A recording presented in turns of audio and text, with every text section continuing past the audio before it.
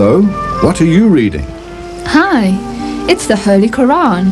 But isn't the Quran only for Muslims? Not at all. Its teachings are addressed to all humanity, from heads of state to everyday people like us. What does it teach us?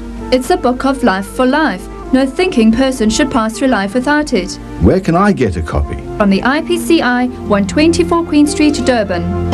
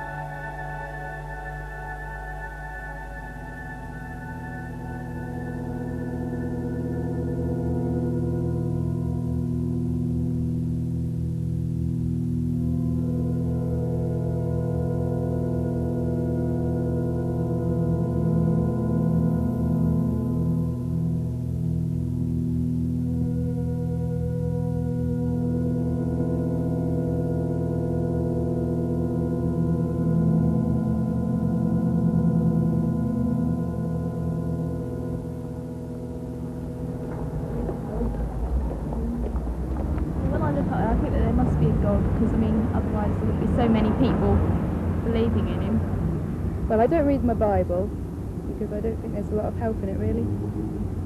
And I don't go to church unless I feel sad, in which case I do. God's with us everywhere. When I look at the sky, look at that sky going on to infinity. Something far beyond me or any human being. Yes. A lot of gas, I think, is up there at the moment. Apart from the gas, I think there It says in the Bible that he knows all the stars by name.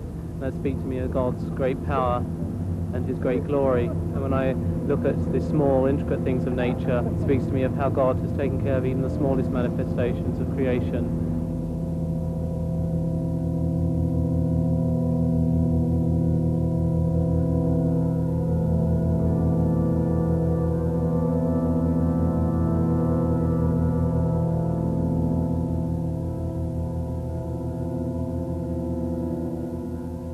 Good evening.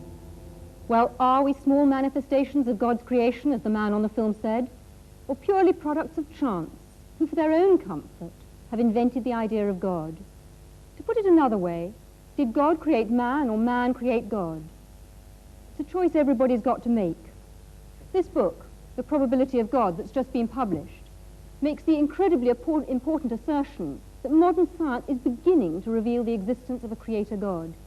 Its author, Hugh Montefiore, the Bishop of Birmingham, is with us here tonight. And next to him, we have Paul Davis, who's the Professor of Theoretical Physics at the University of Newcastle. And then on my left, I'm joined by Professor Sir Freddie Eyre, philosopher and logician, and well known to all of us. And on my far left, Professor Sir Herman Bondi, Master of Churchill College, Cambridge, and renowned scientist and President of the British Humanist Association. We have with us as well a very distinguished audience. and we shall doubtless be hearing from them later on in the programme. But is a discussion on the nature and existence of God relevant today? We've already heard some of your comments, which we recorded when we took a stroll outside St. Paul's Cathedral. To our surprise, we found most people rather interested in the idea of God. What's your God like? Someone I can talk to when I'm feeling on my own, I suppose.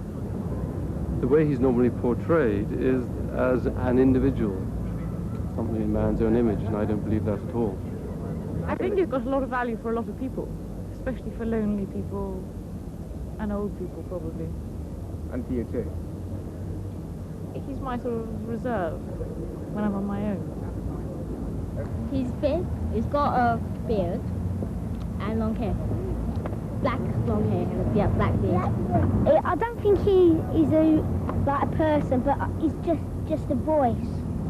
I think he's great, and he just helps you. And then in the night, sometimes in the dark, you feel so scared. But then when you think of God, you don't feel scared anymore. He's tall with a beard, and he's just a great man. So he looks a bit like you in some ways. I do believe there is something that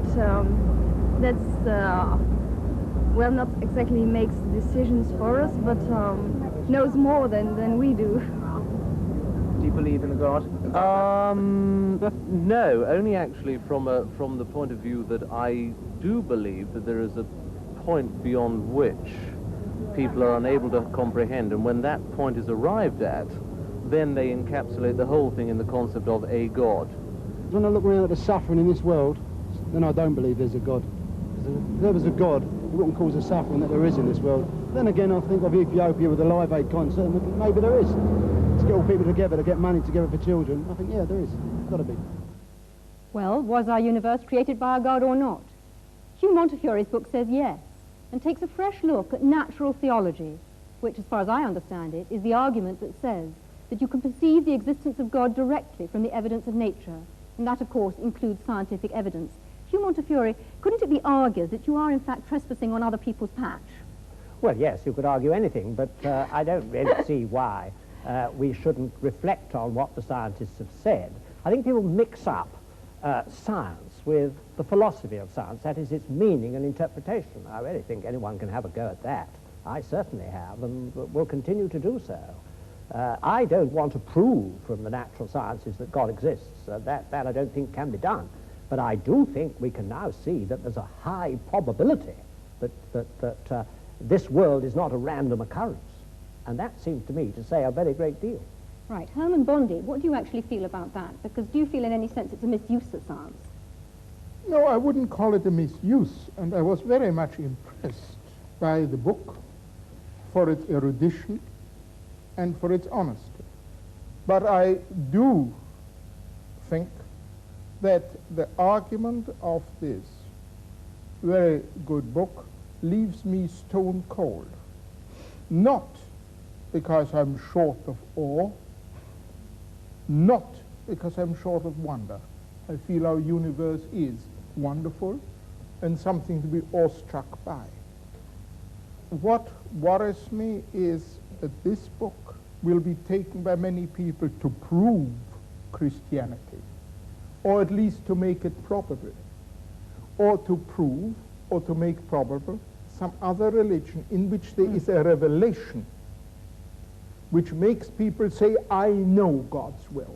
And that, to me, is a great source of evil. No, well, I must come back here and say that all that you can do from natural theology is show the hunger in men and women's hearts for God's personal self-disclosure, which I believe that he has given us. And although terrible things have been done in the name of religion, I will agree with you. I also think that the most wonderful things have been done, and I'm always interested that people like you only mention the terrible things. Not only. Right. Earlier on, Paul Davis, I described you as Hugh Montefiore's scientific champion, and presumably you've got a considerable amount of sympathy with Hugh. Would you like to explain that a bit further?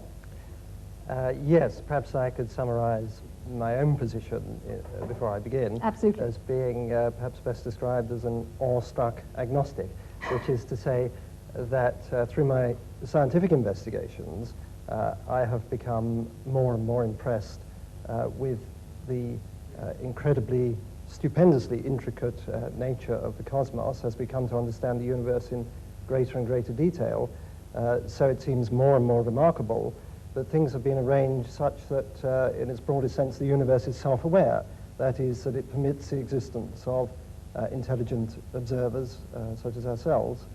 And it seems to me that this is not something which is inevitable, that the world could have been arranged differently, and that the fact that things have been arranged so that we can exist and observe the world, and that, moreover, our existence seems to depend very delicately upon the organization of the cosmos and the nature of the laws of physics.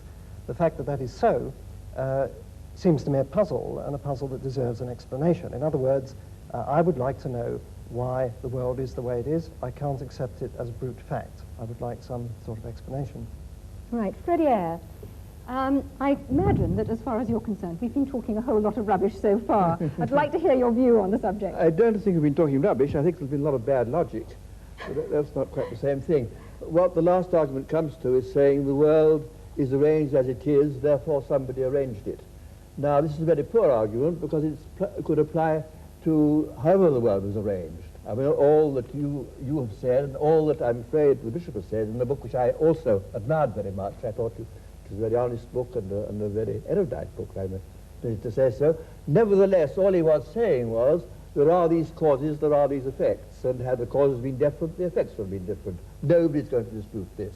What is totally lacking is any justification for the assumption that the world as it is was designed, and had the world been different, it would not have been designed. And in fact, saying it's all designed by God is not an explanation of anything at all. You're just saying, here I give up, but because, and in fact, Professor Davis has admitted this, so science goes no further, therefore we're going to bring old Noble Daddy to make us all feel cheerful. That won't do.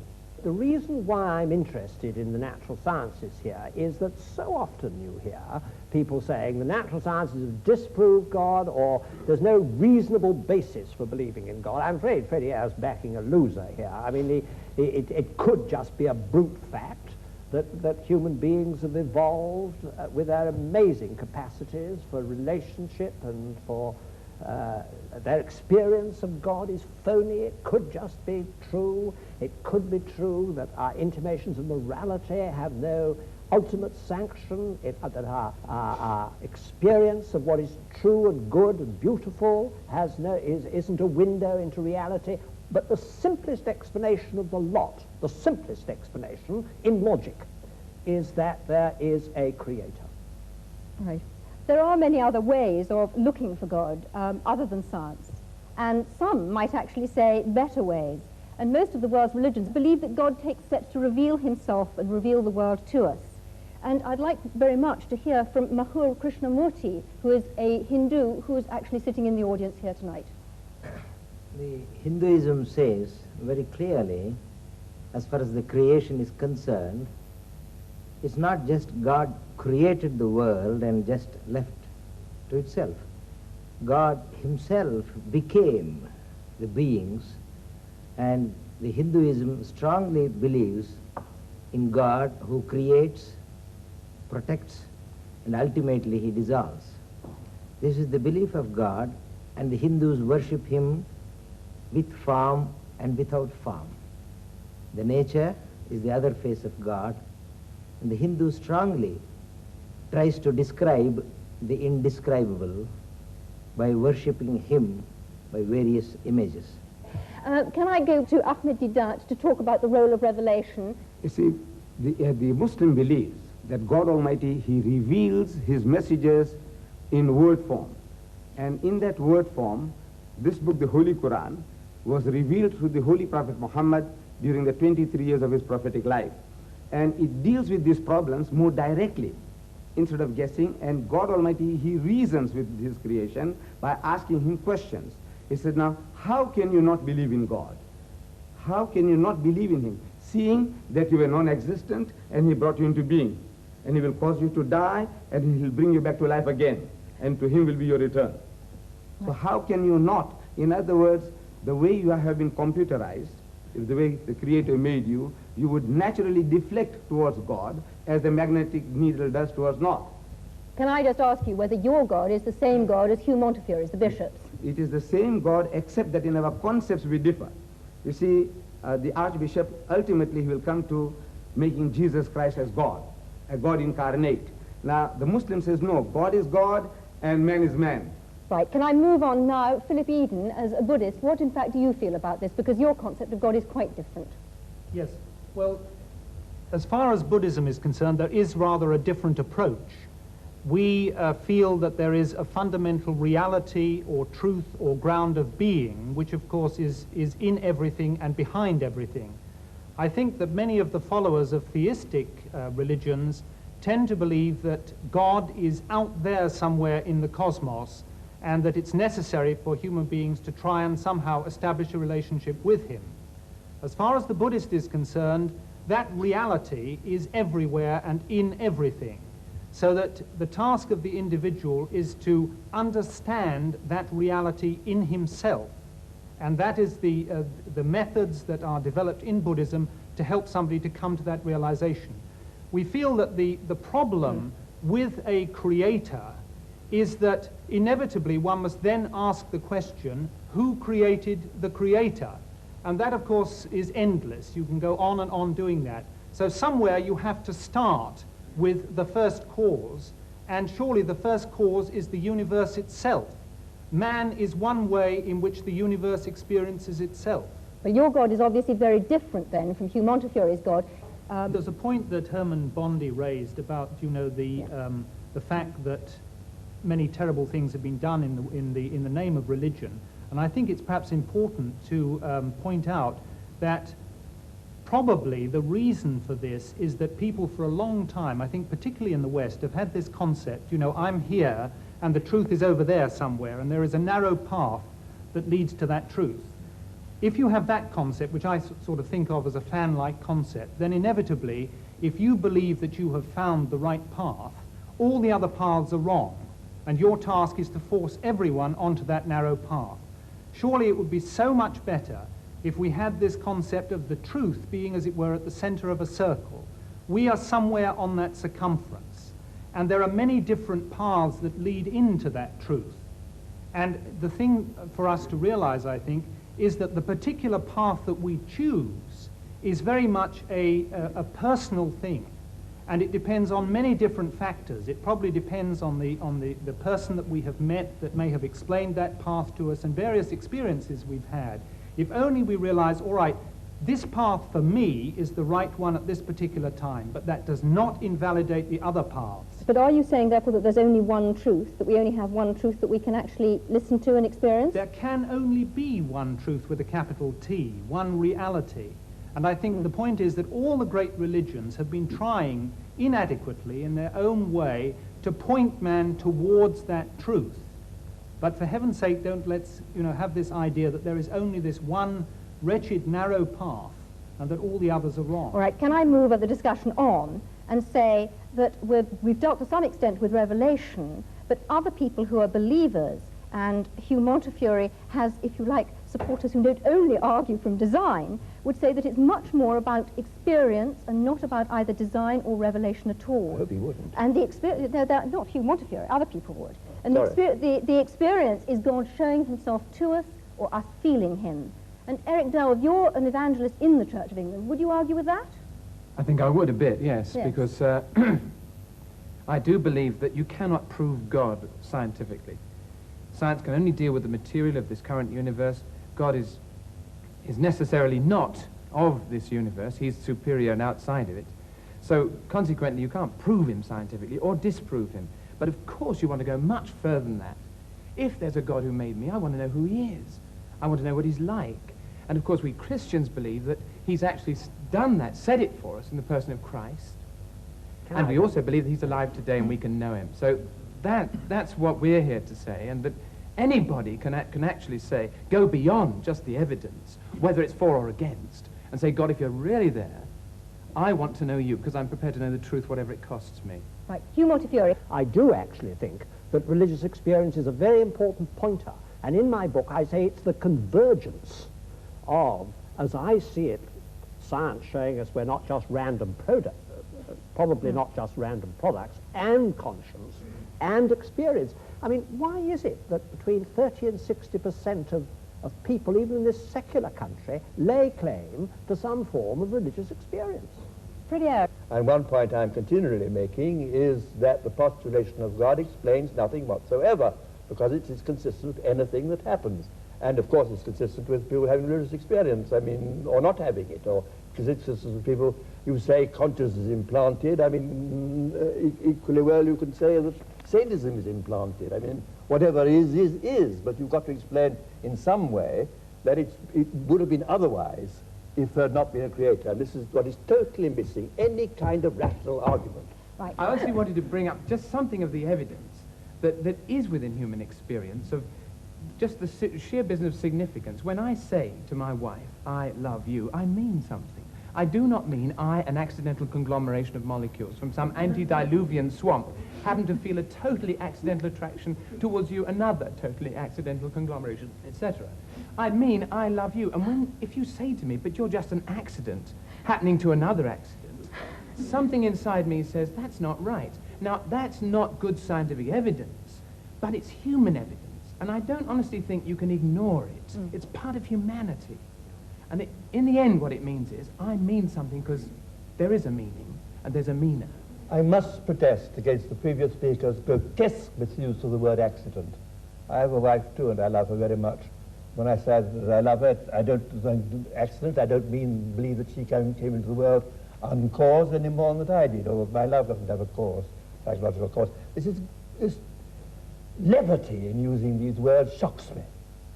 But Freddie, you do think that both you and your wife are the product of an ultimately meaningless process, don't you? If you mean that I don't think that our existence was planned by some supernatural being, yes. No, but meaningless. I do not accept the word meaningless. I do not think that my love for her is meaningless. I think my love for her has a very great deal of meaning. It's very intense. Has meaning for you, and but for no her, ultimate meaning. I don't know what ultimate meaning means here. I'm going to move on because, in fact, we've gone slightly off part of our subject and we haven't looked at other ways of experiencing God.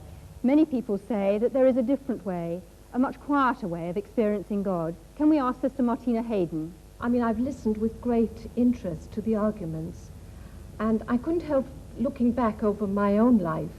I mean, I found myself a Catholic, born in Catholic Ireland. I thought there was nothing else in the world. And my journey has been about finding out all the different aspects of the truth. And I went through all the phases of trying to prove the existence of God, from arguments and learning about the first cause, uncaused, and it left me as cold as ice. It just didn't do anything for me as a person.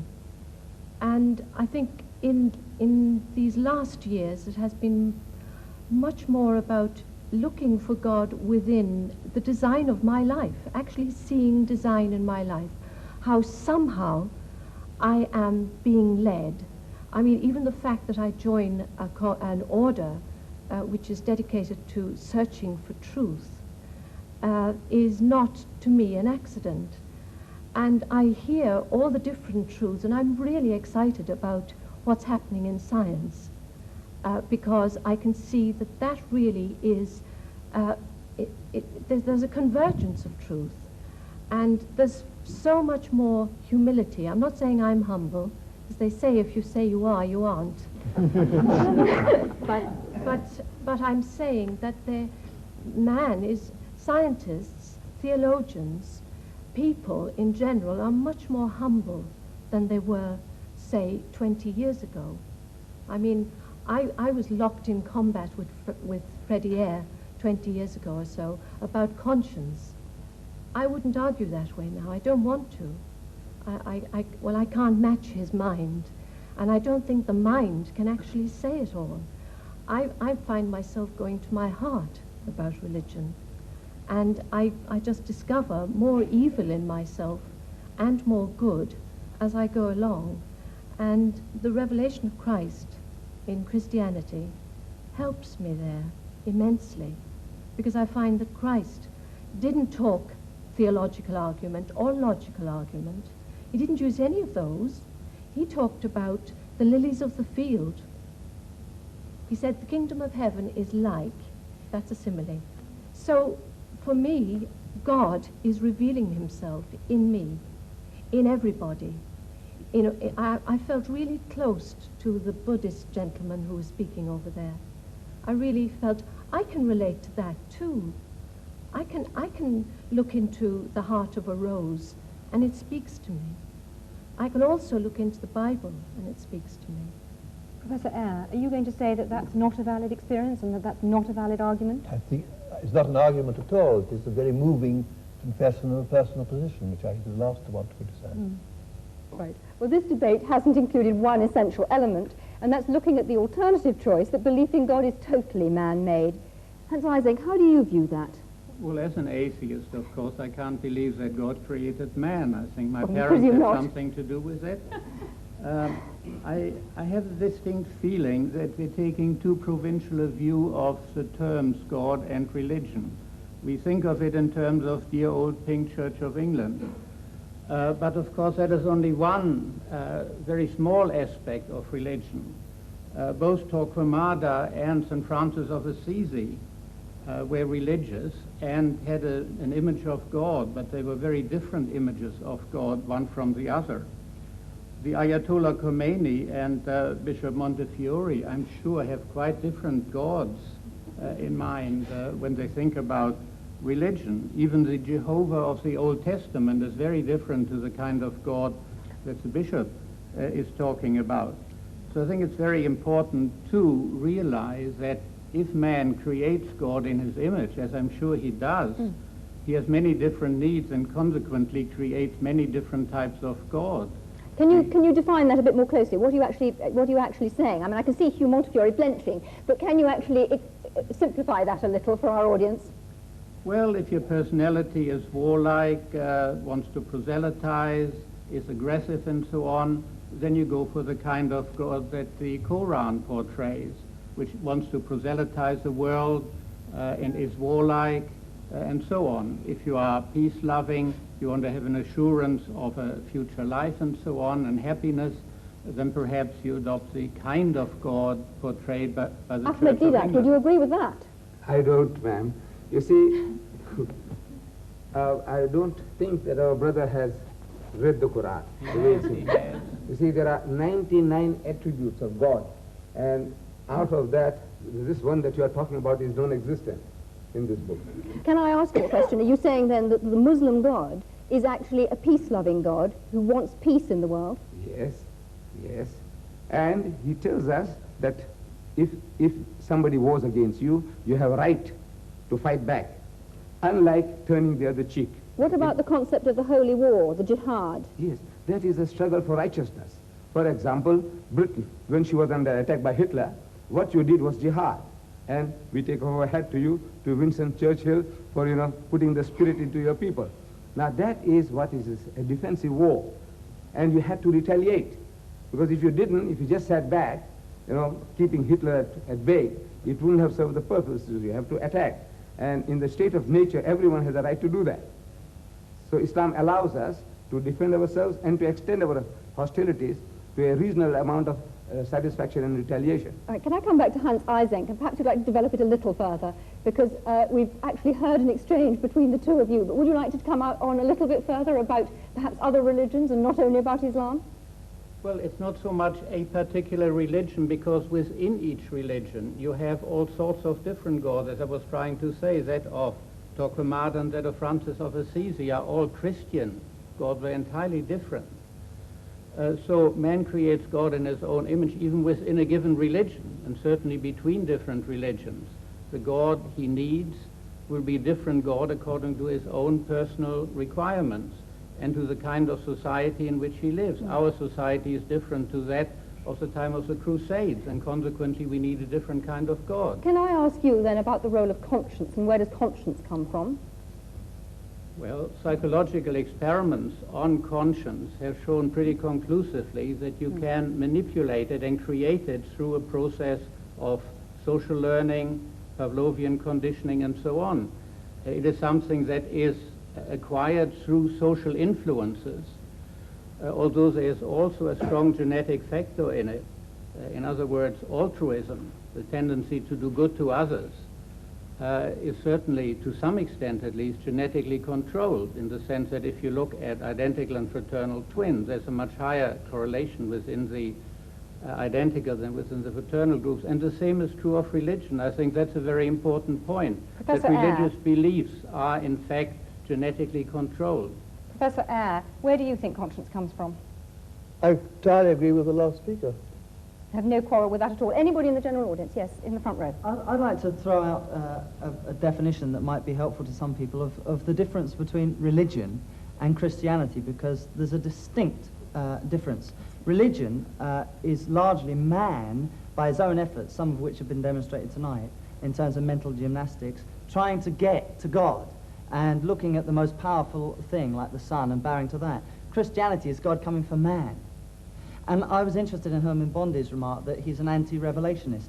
If there's a God at all, there's no way we can know anything about him by guesswork, only that he should reveal himself to us, which he did in the person of Jesus Christ and became human But where evidence. does conscience come from?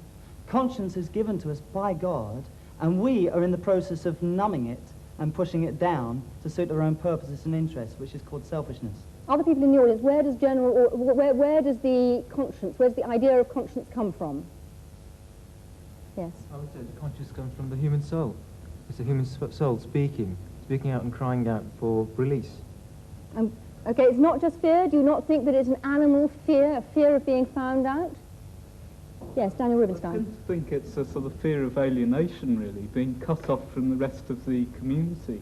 And I think perhaps that, for instance, that Live Aid event demonstrated a huge sense of community. Everybody wanting to join yes, in. Herman I Bondi, think- would you share that?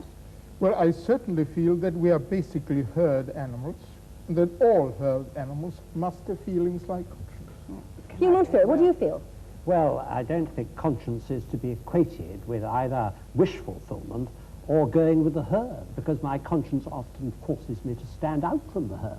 I think it is the God-given means by which I have to act responsibly. And I think that is how it's evolved is something for the I don't understand it in animals. I look to the scientist, I look to the psychiatrist to see how it functions with the ego and the superego. I'm not talking about that. I'm talking about what it actually is. I think it's the God-given faculty by which we can behave responsibly, and it's not to be equated with things like utility or welfare or wish fulfillment or anything like that. I must protest against this assumption certain faculties are God-given as opposed to others. I disagreed, for example, with the musician when he talked about love. Indeed, I mean, love is a human emotion, but there's no particular reason to single that out as pointing to the existence of a supernatural being any more than the other human emotion. I mean, all human emotions are to be accounted for in the same sort of terms, in the kind of terms Professor Ising or one of his colleagues would account for them. And just to single out love is quite arbitrary. I mean, the assumption is that we are naturally egotistic, predatory, and so on, and that only because of some supernatural agency do we behave decently to one another. This is absolutely contrary to the facts. We have, in fact, as even David Hume pointed out, principle of sympathy, innate principle of sympathy, as well as an innate principle of egoism. And one no more needs a divine explanation than the other. William Houghton. Look, let's get this straight. There is no reason on earth why we shouldn't go around acting like perfect pigs to all and sundry. There is no big Monty Python foot poised to come and squash us if we act badly.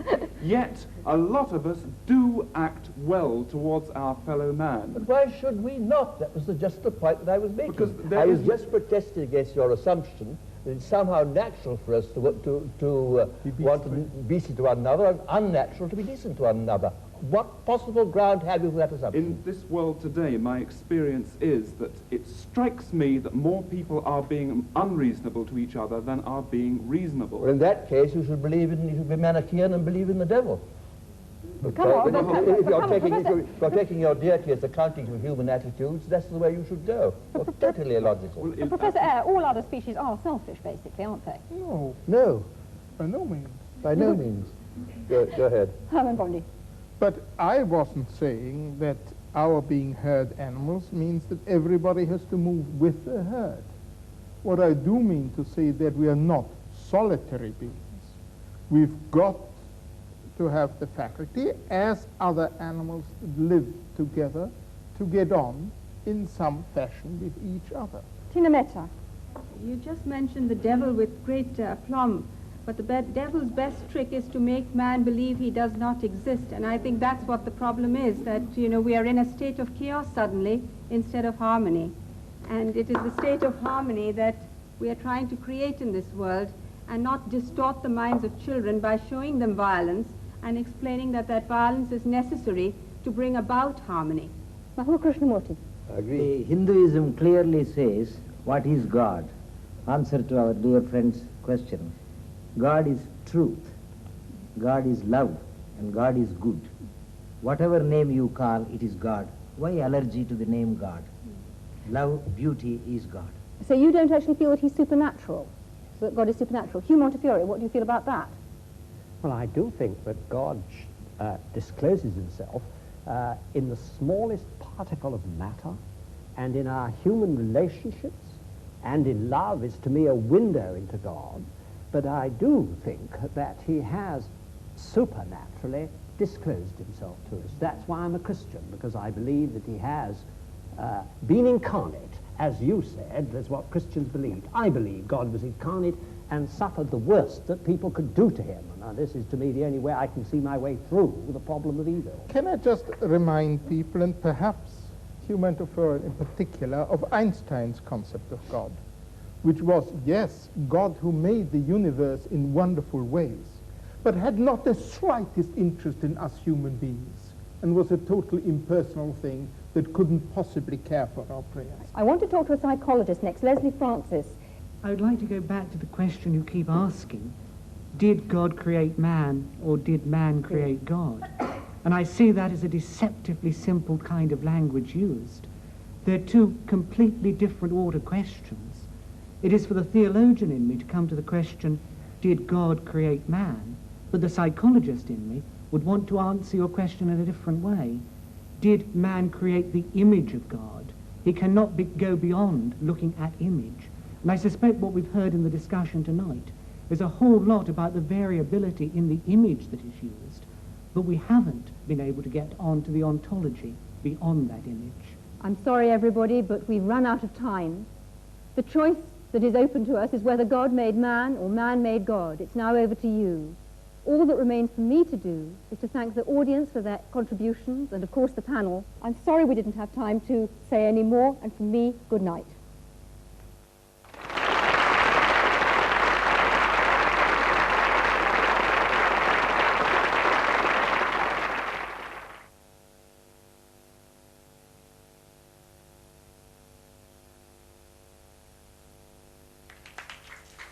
Mr. Chairman, if you would allow me, I would like my brothers and sisters to loosen their limbs if they stand up and take a deep breath before sitting down again. All of you, please.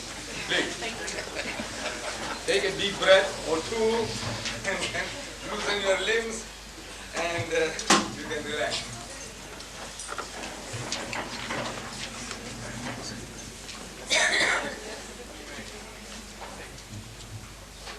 The previous two lectures, Chairman, ladies and gentlemen, the previous two speakers, have been dealing with this theme of the East and the West getting together, meeting. The East meets the West. It's a kind of a symposium we have been having. And in that symposium, the subject of law seems to be very technical and very dry. And to build bridges between the East and the West, as now, most probably in the minds of the organizers, they have taken me as a man from the East. And they are right in that I have really come from the East. I am a man who was born in India some 60 years ago. So I am really a man of the East.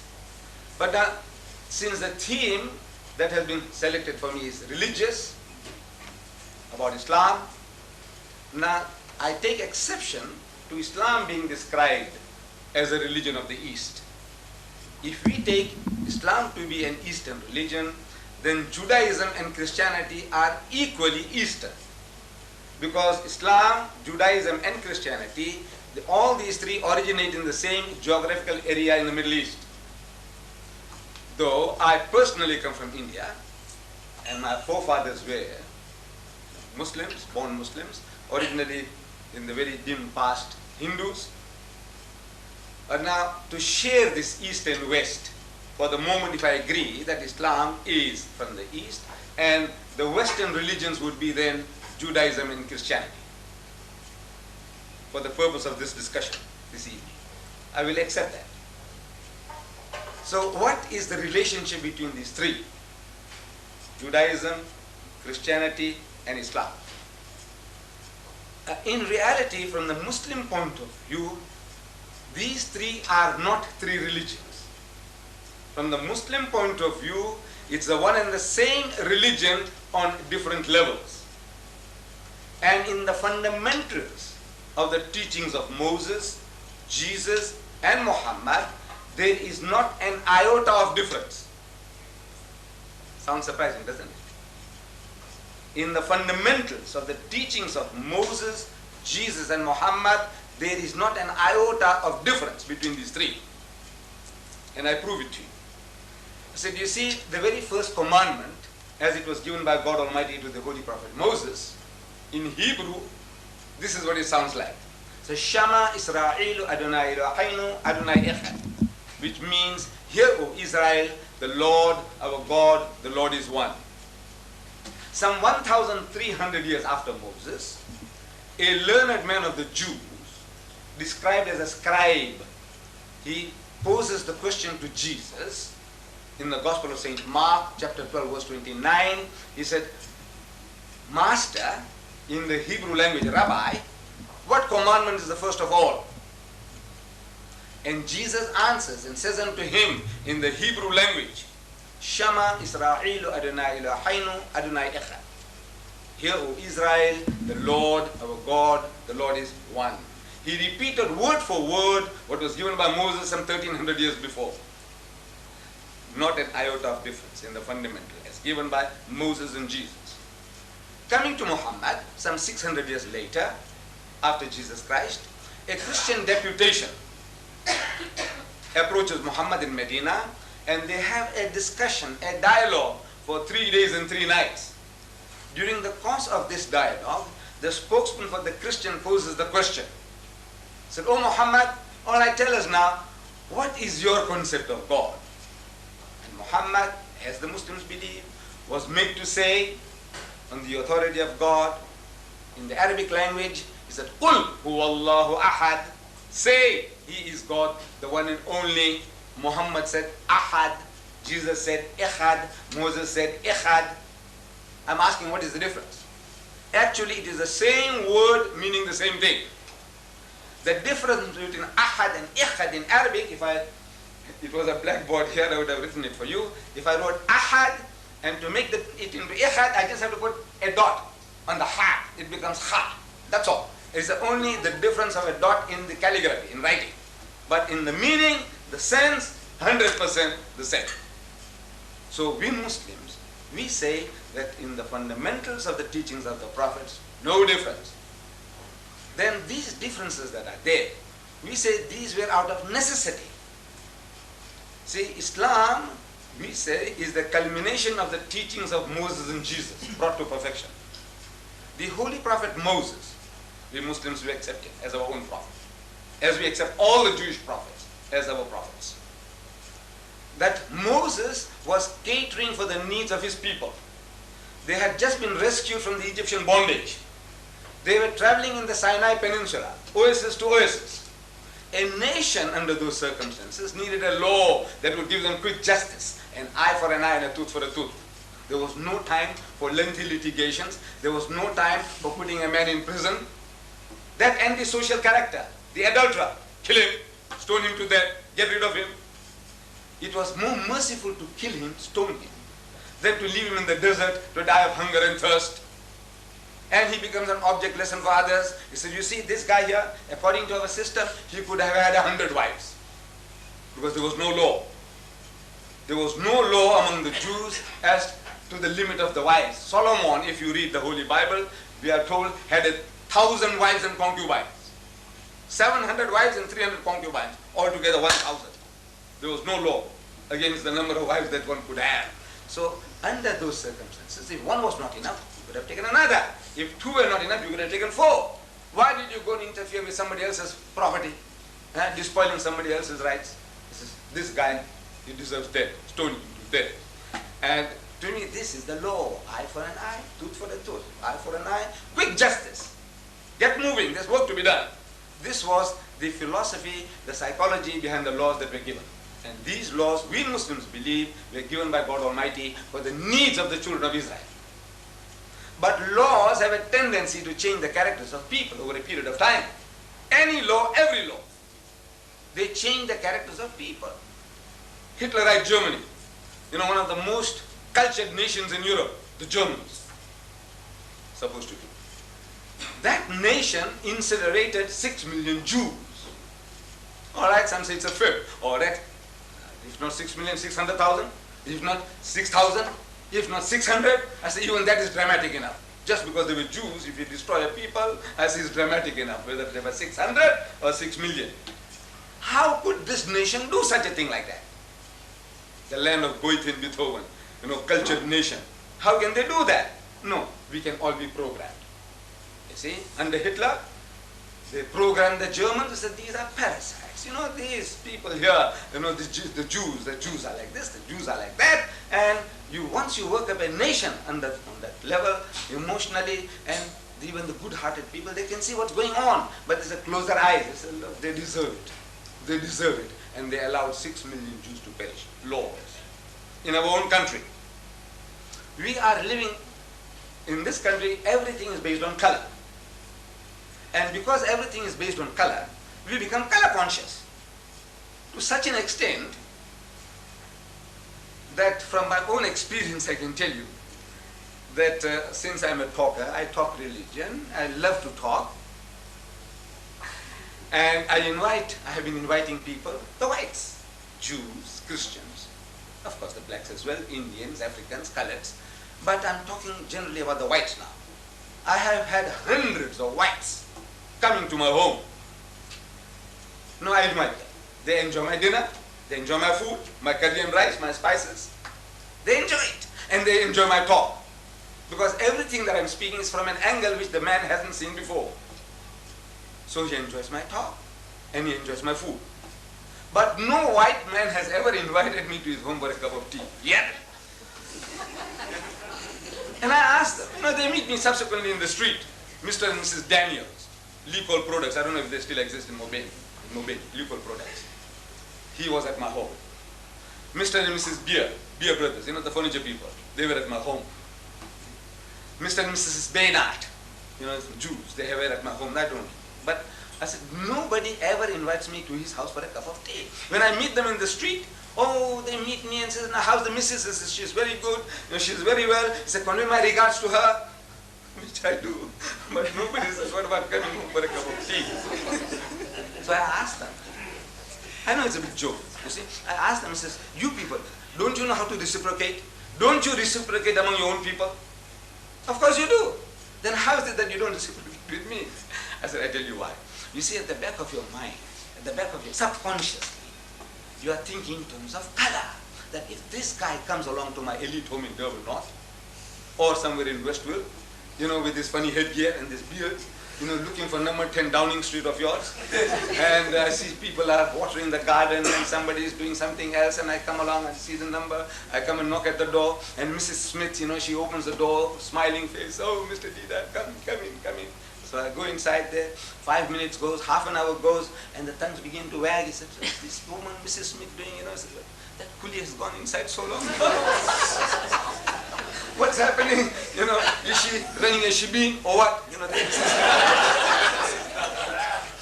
I'm subconscious. And if I was there, and if his brother-in-law comes along, Mr. Smith's brother-in-law comes along, he'll have to apologize for my presence. You know what he's going to do? He said, this is Mr. Deedat. We went to his house and his family, they treated so wonderfully. We had such a lovely meal. All that you have to go out of your way to explain my presence there. If it was another Mr. Brown, he says, this is Mr. Brown. He says, hello, hello. But Mr. Deedat, you have to explain, how does it happen that this fully happens to be here? So you have to explain. So this is at the back of the mind. Back of the mind, subconsciously. This fear is there. So now nobody invites me for tea. I know somebody might now. I hope you don't, because I want to still keep on saying nobody has. So we say now that is laws. Laws change the characters of people. So by the time Jesus comes on the scene, the Jews had a law, eye for an eye, tooth for a tooth. So the Jews forgot forgiveness. See, I was trying to chase the birds. Suppose I was there then, in the time of Jesus. I was trying to chase the birds with the old-fashioned sling, the one that David used, you know, with a stone. And that stone damaged your eye. So you go to the judge, he said, look, this guy here damaged my eye, damaged his. I said, look, it was an accident. My brother, I didn't mean it. I was trying to chase the birds from the field. I said, look, forgive me. He said, no, the law says an eye for an eye and a tooth for a tooth. I said, look, I'll compensate you. I'll give you a heifer. I'll give you a goat. Forgive me. He says, no, the law says an eye for an eye and a tooth for a tooth. See, he's going for the letter of the law, he's forgotten the spirit. So Jesus Christ, another spiritual physician among the Jews, he caters for their needs, for the sickness. The man has forgot forgiveness. So now he says, you must forgive and forgive. How many times, Lord? He says 70 times 7. That's in the Bible, in the New Testament. 70 times 7. Calculate 490. 490. Are you going to take them literally? You're going to start counting? You say, look, this is 10 times. Huh? Now you have done 99 times. Huh? And now you have done 200 times. What it means is indefinite. See, turn the other cheek. He said, if somebody says, it has been said that of old time, an eye for an eye and a tooth for a tooth. But I say unto you, resist not evil. He who strikes you in the right cheek, give him the other. If a man takes away your coat, give him your cloak also. If a fellow makes you to walk 1 mile, walk with him 2. He said, agree with thine adversary quickly while thou art with him on the way, before he takes you before the magistrate and makes you to part with your last farthing. Beautiful remedy for a sickness. But I said, you haven't got that sickness. I was telling the British, I was there in London in July, and I was on BBC. Somebody started, throwing stones at the Muslims, jihad, jihad war, holy war. So I was telling them on BBC One, I said, you see, this holy war that we are talking about is a war of defense. You've got to defend yourself, your person, your possession, your faith, everything that is valuable, you have to defend it with your life. And I said, you British, you did it. You did the very same thing when Hitler wanted to invade Britain. I heard Churchill, I was young then, but I was hearing Churchill on the radio. He said, we'll fight them on the beaches, we'll fight them in the air, and we'll fight them in the sea, even with broomsticks. He said that. With broomsticks, you're prepared to fight. And you fought, you defended yourself. And then when the time came, you extended your hostilities. You started bombing Berlin and München and whatnot. You did everything you did. I said, you were entitled to do. As Gibbon, the master historian, he says that in the state of nature, every person has a right to defend his person and his possession and to extend his hostilities to a reasonable amount of satisfaction and retaliation. In the state of nature, everyone has the right to do that. If you had the right to do that, we also have the right to do that. But now, I said, you people are good Christians. You were supposed to turn the other cheek. You were supposed to give your cloak when the man took away your coat. So when Hitler wanted to invade Britain, what you good Christian ought to have done is to tell Hitler, come, open arms, come, take over Britain and our empire as well. That is what you should have done, because you were supposed to turn the other cheek. You were supposed to give away your cloak. You were supposed to walk 2 miles instead of 1. So I says, no, these are all, we say, in the evolution of religion. This is how God Almighty, He caters for your needs, your sicknesses. From time to time, if the sickness changes, the remedy changes. The sickness changes, the remedy changes. So in that evolution of religion, we Muslims believe that Islam is the fulfillment of the teaching of Moses and Jesus. Actually, in real fact, we say it is one religion on different levels. However, if you have any questions, I'll be very, very happy to answer. Because I have been warned. He says, much time has passed already. We were supposed to start at 5:30. I have been here from 4:45. You know, I thought I was the only speaker. 5:30, I'm going to get going. But now, however, I'm very, very grateful to Mrs. Toms for this privilege and to the chairman for giving me this opportunity. And if there are any questions that we can build further bridges, if there is a difference, why the difference? If there is a difference, why the difference? Why are we at war in the Middle East? Why are you people fighting? Who? The Jews and the Muslims. What are you fighting for? So I'm telling my people. I get there's a lot of visitors coming to the mosque. This mosque, you know, incidentally Mr. Singh spoke about it, Mr. Chetty spoke about it, and incidentally also I have brought it for you. You know, it's given to you in that booklet. This mosque, the largest mosque south of the equator, this one here. On Fridays we get 4,000, a congregation of 4,000. The Durban Corporation alone brings 3 bus loads a week through this mosque. And among the people that visit us, there's an invariably people asking the question. He says, now look, what is the difference between your religion and the other religions? So I said, look, most especially with regards to Judaism and Christianity, the Jews and the Christians, we are the closest to the Jew.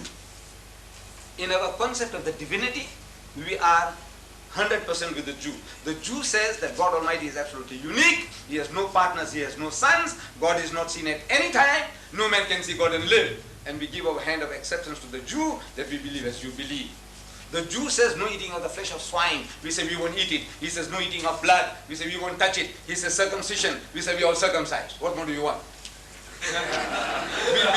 we believe in all the Jewish prophets as our prophets and all the heroes as our heroes. I'm not talking about the modern ones. With them we are at war. I'm talking about the prophets and heroes in the Bible. We accept them all.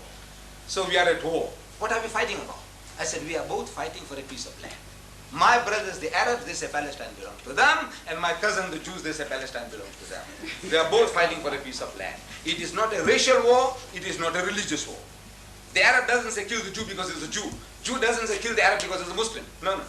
He says, now this is my land, says the Arab, you stole it, I want it back. The Jew says, no, I inherited it 4,000 years ago, and that's a battle. It's a political battle. There's nothing to do with the religion. With the Christian, we also claim a unique relationship.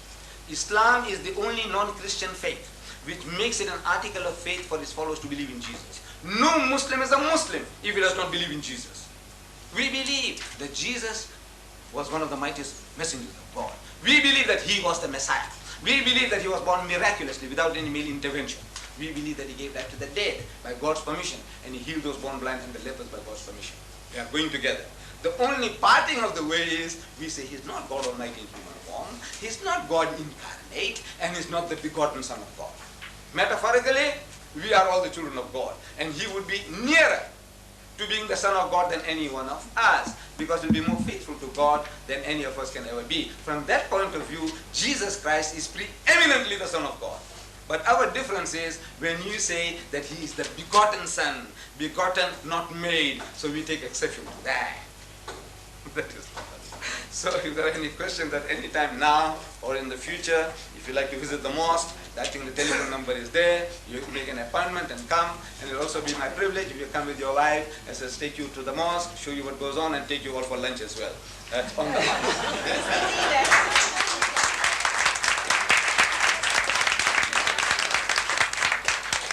Yes? Right. My hostility is that I invited you to my house to partake of what we're going to have before I even knew you. Yes, So thank you. eat your words. No. I won't. You see, you had a motive.